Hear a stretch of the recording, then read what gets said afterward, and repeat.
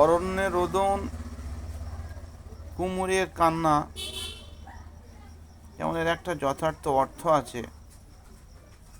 এরকম আমরা এখন ইদানিং করে দেখছি সোশ্যাল মিডিয়ায় একটা শ্রেণী যারা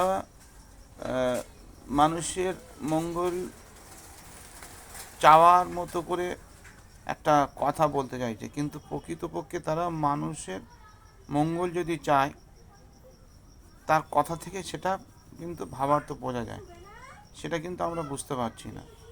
এই যেমন ধরুন, এই যে পিছিয়ে পড়া মানুষ যারা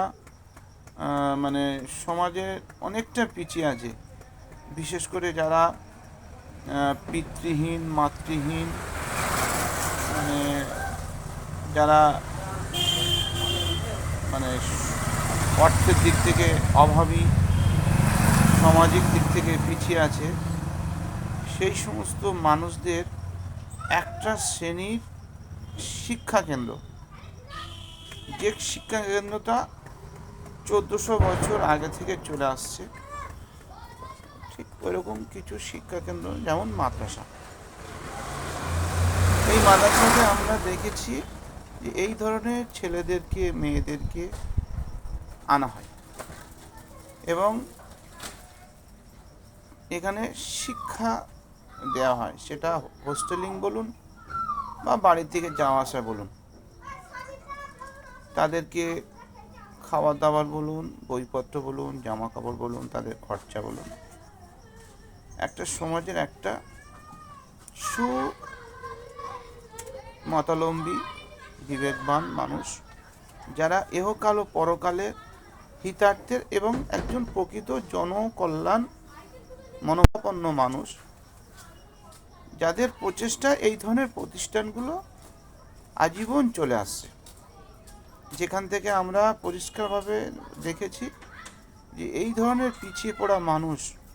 যাদের সত্যিকারের মানে সমাজের মূল স্রোতে যাদের আসা কোনোভাবেই সম্ভব নয়, হ্যাঁ, সরকার তারা একটা সিস্টেমে এই ধরনের পিছিয়ে পড়া মানুষদেরকে, সে যে দলের যে সরকারই হোক, তারা সুযোগ সুবিধা দিতে এলেও প্রকৃতপক্ষে এদের কাছে এই সুযোগ সুবিধাগুলো পৌঁছে দেওয়া হয় না বা সেইভাবে দেখা হয় না। একটা সামাজিকভাবে একটা ধর্মাবলম্বী মানুষ, তারা কিন্তু দায়িত্ব নিয়ে এই সমস্ত পিছিয়ে পড়া গরিব, অসহায়, এতিম, এসিদদেরকে নিয়ে তারা একটা শিক্ষাদান দিয়ে যাচ্ছে, যে শিক্ষাদানে আমরা দেখেছি যে তারা হাফেজ সাহেব বলুন, মৌলানা সাহেব বলুন,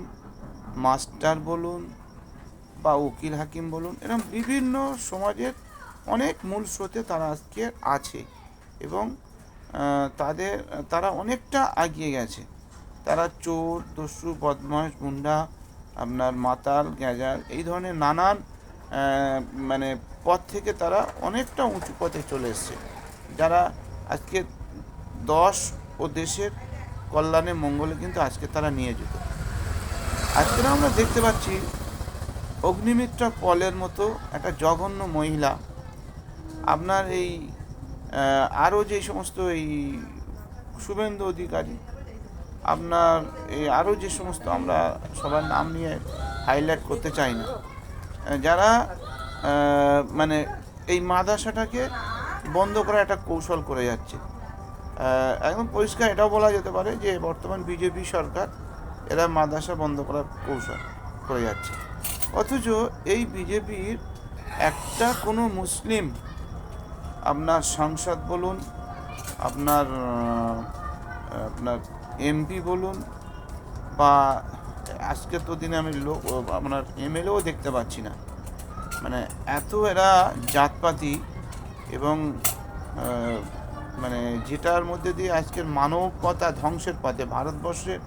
মানে যে সার্বভৌমত্বের, হ্যাঁ, এই যে যেটা আপনার জাতি ধর্ম নির্বিশেষের যে একটা ভারতের যে বিবিধের মিলন, সেটা আজকে ধ্বংসের পথে এই বিজেপি এসে। আর তারা বিশেষ করে এই মানে কুমিরের কান্না করতে চাইছে, তারা দেশের উন্নয়ন তো ভুলেই গেছে, জাতপাত করতে করতে এখন মাদ্রাসা শিক্ষা কেন্দ্র নিয়ে পড়ে গেছে, যে মাদ্রাসার অর্থ হলো বিদ্যালয়, যে মাদ্রাসা অর্থ হলো শিক্ষালয়, স্কুল, সেসব কথা কিন্তু আজকে ভুলে গিয়ে তারা কী করছে যে মুসলিম সম্প্রদায়কে পিছিয়ে দেওয়ার তারা আপ্রাণ চেষ্টা করেও পাচ্ছে না। এখন মুসলিম সম্প্রদায় যারা ধর্মপ্রাণ মানুষ তারা কী করছে, কৌশল করে তারা কিন্তু এই শিক্ষা কেন্দ্রগুলোকে আগে নিয়ে যাচ্ছে। তাদের এখন খুব বুকে ব্যথা হচ্ছে, কষ্ট হচ্ছে। এখন তারা চাইছে কি এটা কৌশল করে এরা বন্ধ করতে চাইছে। তো এই বন্ধ করার এটা যে কৌশল, এই বন্ধ কৌশল কিন্তু এটা শুধু মুসলিম সম্প্রদায় নয়, সমাজের সুবুদ্ধিসম্পন্ন মানুষ, জাতি ধর্ম নির্বিশেষে সর্বভৌগোলিক মানুষ ঐক্যবদ্ধ হওয়া উচিত। কারণ আমরা জানি একটা গাছের প্রতিটা ডালপালার কিন্তু গুরুত্ব আছে। একটা যদি অপ্রয়োজনে আমরা যদি ডালপালা ছিঁড়তে যাই তাহলে গাছেরই ক্ষতি হবে। কিন্তু এখানে অপ্রয়োজনভাবে একটা স্বার্থ অন্বেষী একটা বদমাশি একটা চিন্তাভাবনা নিয়ে কিন্তু আজকে জাতপাত করছে, একটা সমাজ একটা শ্রেণীর মানুষকে ধ্বংস করতে চাইছে। এটা কিন্তু আমাদের সকলকে বিরত হওয়া উচিত, এর জন্য ঐক্যবদ্ধ হওয়া উচিত। ভারতবর্ষ জিন্দাবাদ, সংবিধান জিন্দাবাদ।